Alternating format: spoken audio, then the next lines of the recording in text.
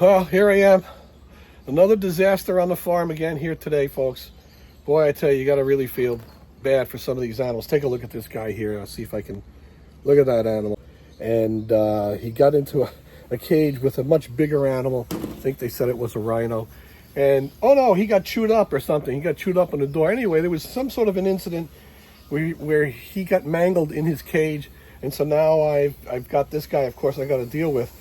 You know, and it always happens when you're not prepared. No, I don't have anybody else here on the farm to help me today, so I just got to kind of tough it out and get this guy done.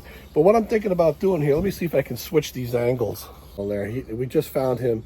Evidently, he got out of his cage somehow. So like I'm saying, I don't have really anybody here to help me. So I'm going to just do this, but look at that leg. How terrible is that, huh? You can see he don't feel so good. Look, check his eyes out. I don't know why I'm getting... Doesn't seem to focus very well, does it? In any case, so I've got to dress that wound. I've got to get that wound cleaned up.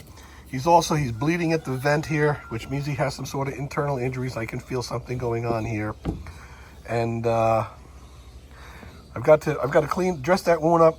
I've got to hydrate him. I'm going to give him a couple different antibiotics, and I've got to hope that he can you know, handle the internal injuries himself with the aid of antibiotics and fluids and everything, give him supportive care. There really isn't much else that I can do for him, but I'm trying, but I don't have a lot of hope for this guy. But boy, this stuff is always so hard. It's always so hard to see.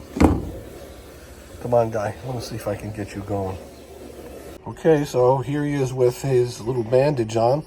And of course, all we did here, I guess I should have showed you that. I could just do it.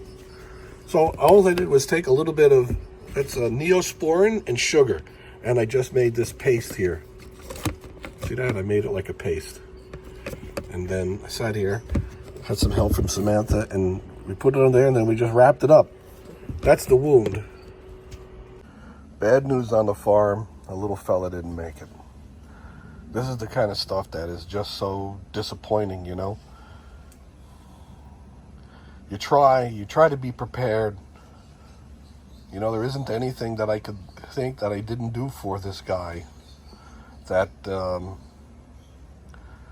I could have done. I mean, it wasn't practical to open him up and try to find internal bleeding. He was either going to heal or he wasn't. I gave him antibiotics. I gave him sub-Q fluids. But in the end, I don't know. Boy, life is tough.